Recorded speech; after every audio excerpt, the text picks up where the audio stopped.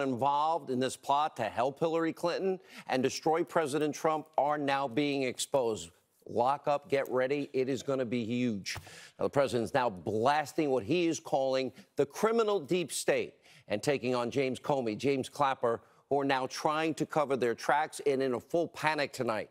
Also, Judicial Watch is learning the FBI will order anti-Trump FBI lovebirds Strzok and Page to preserve Bureau records and their personal accounts and personal devices. I hope they didn't acid wash them. And Senator Chuck Grassley saying one of these text messages actually is suggesting that the, quote, Obama White House is running this. Running what? Referring to an unspecified investigation. Plus the standoff between GOP Chairman Devin Nunes, Trey Gowdy, and the DOJ over classified documents is now coming to a big head. We're going to tell you what to expect at tomorrow's meeting. And also, Rod Rosenstein created an unmitigated deep state disaster by appointing Robert Mueller. We have a law professor who's now calling what Rosenstein did unconstitutional. And brand new tonight, the American Center for Law and Justice, they are reporting that 30,000 emails exist between the Clinton State Department and the Clinton Foundation, proving that there was collusion. Plus, former Clinton pollster, chief strategist, this is a game changer, Mark Penn is blasting the entire Mueller investigation. He joins us live tonight. But first, a very important breaking news opening monologue. All right, the president now is reacting to a flood of information coming out about how the deep state targeted and, in fact, spied on his campaign. On Twitter earlier today, he wrote, look how things have turned around on the criminal deep state. They go after phony collusion with Russia and a made-up scam and end up getting caught in a major spy scandal, the likes of which this country may have never seen before. What goes around comes around. We've been saying that. Didn't we call this the year of the boomerang?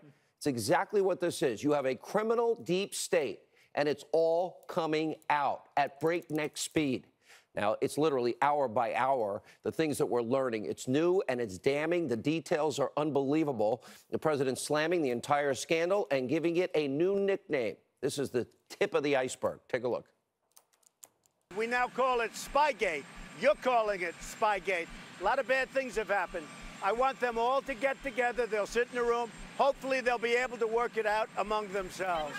Now, because new information is coming out at a rapid-fire pace, deep state actors like the arrogant, sanctimonious James Comey, they are racing to try and cover their tracks. Now, Comey fired off a pair of tweets this morning. Facts matter. The FBI's use of confidential human sources, the actual term, we call them spies, is tightly regulated and essential to protecting the country. Attacks on the FBI and lying about its work will do lasting damage to the country. How will Republicans explain this to their grandchildren? Well, here's a better idea, Jim. How will you explain what you did to your grandchildren? And you have to love how Comey is using FBI official jargon, confidential human sources, to try and spin this. Did you have a spy in the Clinton campaign? Did you have a spy in that campaign? He continues. Dangerous time when our country is led by those who will lie about anything, backed by those who will believe anything based on information from media sources that will say anything. Americans must break out of that bubble and seek truth. All right, speaking of lying, that's exactly what Comey did under oath in front of Congress when he falsely claimed that he didn't decide to exonerate Hillary Clinton before interviewing her and 17 other key witnesses. They were writing it months before. And you know why? Because Comey's corrupt. Thank God the president fired him. And he can't keep his big mouth shut. We advised him he has the right to remain silent. And the president is right to fire back at the disgraced former FBI director. Let's take a look at what he said. I think James Comey's got a lot of problems. If you look at what he did, if you look at all of the lies, the tremendous lies, if you look at all that's going on, I think James Comey's got a lot of problems. Now, at some point, they have an IG report, and then let's see what James Comey has to say. But I assume he's covered in the IG report. But if you look at what he said, all of the lies, all of the fiction, I think he's got a lot of problems. I did a great service to this country by firing James Comey. And, excuse me, a lot of people have said it. And you go into the FBI, and a lot of those great people working in the FBI, they will tell you, I did a great service to our country. My FBI friends tell me that every day, and they are helping to expose the corruption in their agency. They want the truth out because it's not rank and file. So the soon-to-be-released DOJ IG report is supposed to hammer Comey's corrupt handling of the Clinton email investigation. We know it was rigged. We know Clinton committed felonies and crimes and obstructed justice. And Comey and his buddies and Strzok to put the fix in to save Hillary's campaign. Then they quickly started spying on the Trump campaign. Where's the warrant? Where's the justification? Now, Comey's deep state buddy, former Obama Director of National Intelligence, James Clapper, he is now in a panic, rushing to try and save himself. Now, he's running from liberal media outlet to liberal media outlet, promoting his new book, just like James Comey did, and trying to spin what is a false narrative. Take a look at what he said with the ladies on The View. I ask you, was the FBI spying on Trump's campaign? No, they were not. They were spying on a term I don't particularly like, but on what the Russians were doing, trying to understand, were the Russians infiltrating, trying to gain access, trying to gain leverage and influence. So why doesn't he like? Which is what they do. So why doesn't he like that? He should be happy that. Well, he should be. Really? The president should be happy? The Obama administration and people in the FBI were spying on his campaign without a warrant that we know of? And then the FISA warrant, they lied to 4 judges? Is that not the deep state trying to destroy his candidacy, now presidency? And at this point, Clapper is he's straight up delusional. The president, good for him. He's not letting these lies slide either. He's taking them head on. When they look at the documents, I think people are going to see a lot of bad things happen. I hope it's not so, because if it is, there's never been anything like it in the history of our country. I mean, if you look at Clapper, he sort of admitted that they had spies in the campaign yesterday, inadvertently. But I hope it's not true, but it looks like it is. This is the biggest abuse of power corruption scandal in this country's history. It shows you just how pretentious, how egotistical people like Clapper and Comey really are. Now, they don't see that the crossfire hurricane, well, it's now coming their way. The wind has shifted the direction. And like we have been warning, they both have the right to remain silent, apparently not listening to me. Now, what Comer and Clapper have done, here is orchestrate a massive abuse of power, the biggest in American political history. Look at investigative journalist Cheryl Atkinson out with another great article, 8 signs pointing to a counterintelligence operation that was deployed against Trump's campaign. Here they are. Code name, the FBI had one. Crossfire Hurricane from Jumpin' Jack Flash of the Stones, which is the operation where they spied on the Trump campaign. Wiretap Fever. Cheryl Atkinson is pointing out how 7 Trump associates were caught up in this surveillance web. You also have the massive abuse of power, FISA abuse, lying to FISA judges on 4 occasions, spying on Carter Page, using a Clinton bought and paid for dossier, not telling, of course, the judges in that case, never verifying, never corroborating. National security letters, the FBI bypassing all judicial approval to obtain phone records by using these national security letters. In other words, the power of our intelligence community. We saw the unmasking, a dramatic 350% increase from key Obama officials, wow, magically in the 2016 election year. Changing the rules, remember, in December of 2016, Clapper making it easier to share intelligence across all these government agencies. That helps them cover. Media strategy, Clapper, Brennan, both regulars in the liberal media. Clapper reportedly leaking details about this phony bought and paid for Russian dossier to fake news CNN, where he now works and is paid. Leaking anonymous sources. They have been running to friendly outlets to selectively put out information, all designed to propagandize and lie to the American people and damage President Trump.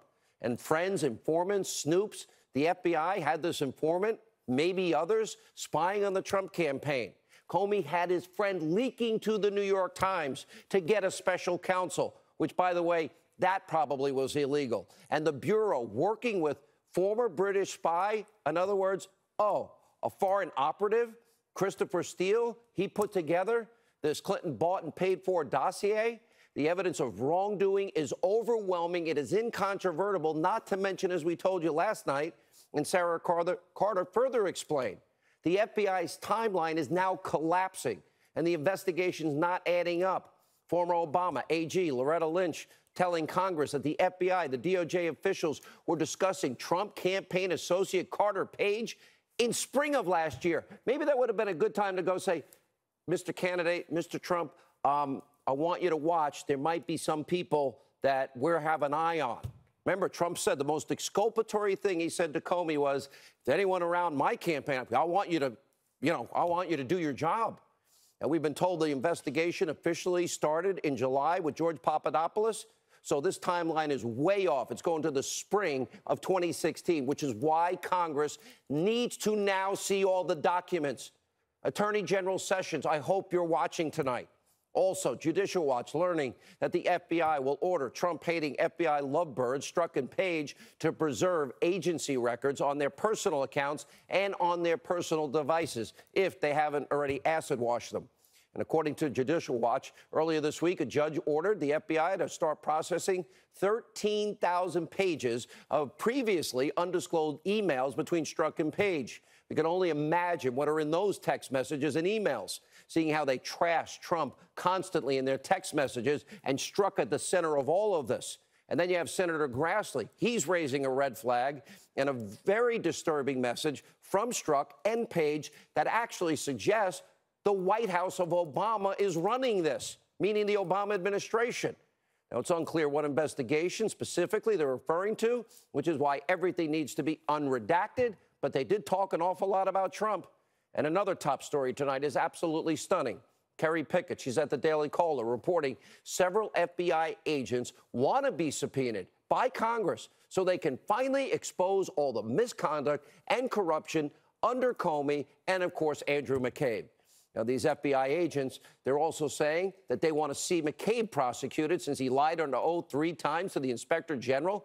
Wasn't that what General Flynn was accused of? Oh, and by the way, we know that nobody in the FBI thought he lied. This is why we always say it's the upper echelon here at the FBI, in the intelligence community, the DOJ, who are the deep state actors, not rank and file. They're helping us get to the truth. And if it wasn't for these people at the FBI, we wouldn't know the truth in the end.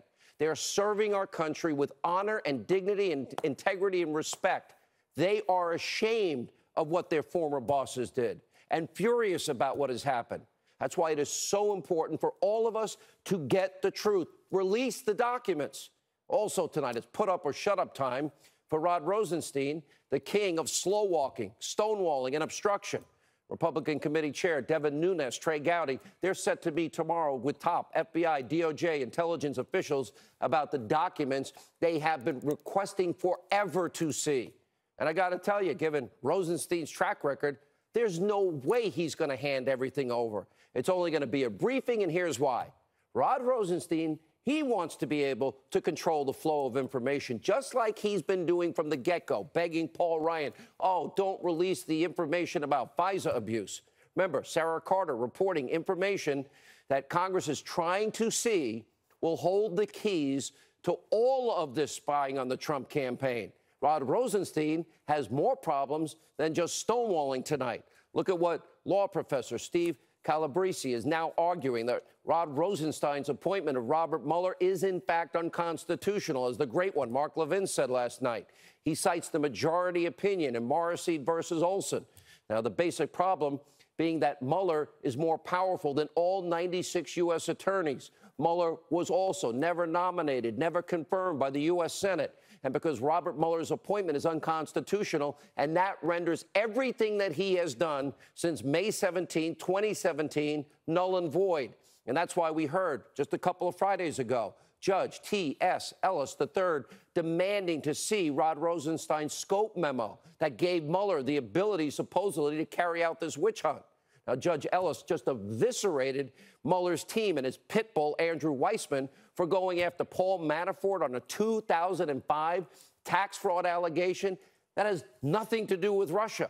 And he called out Mueller for putting the screws, the judge's words, to Manafort. Why? To get him to sing. Remember, singers can also compose and flip on Trump so they can prosecute or impeach him. And as far as Rod Rosenstein goes, Steve Bannon says Rosenstein could, in fact, be fired, and very soon. We'll have to wait and see what that's all about. Also tonight, take a look at this headline from the American Center for Law and Justice. It was a favor factory. Deep state forced to turn over thousands of Clinton-era State Department emails to about the Clinton Foundation debunking supposed firewall. Now, the ACLJ reporting that the State Department will be turning over nearly 30,000 emails between Hillary Clinton's State Department and her family foundation. This is why I keep saying, I know it takes more time than you want. We're unpeeling layers of an onion. And that means they were in constant communication. And as the AP discovered in 2016, more than half of these people who met with the Clintons while she was serving as Secretary of State ended up either personally or through an organization giving money and funneling it back to the Clinton Foundation. And another major development tonight. Clock is ticking for the DOJ and the FBI to hand over documents to the Senate Judiciary Committee Chair Chuck Grassley about this highly suspicious case of Michael Flynn, a man who served this country for over 30 years. Grassley wants to see the documents related to Flynn's FBI interview. As James Comey told Congress, the FBI agents who talked to Flynn, they didn't think he lied. So why did Robert Mueller charge General Flynn with lying in the first place? And also tonight, President Trump revealing new details about his potential June 12th summit with Little Rocket Man. Fox and Friends co-host, our own Brian Kilmeade, spoke with the president earlier today out on Long Island after his roundtable on MS-13 gang violence. Take a look. June 12th, are you going to be in Singapore? We'll see what happens. I mean, right now we're looking at it. We're talking about it. They're talking to us. We have certain conditions. We'll see what happens. But there's a good chance, and it would be a great thing for North Korea. If that happens, it'll be a great thing for North Korea. Most importantly, it would be a great thing for the world. So we'll see what happens. Right.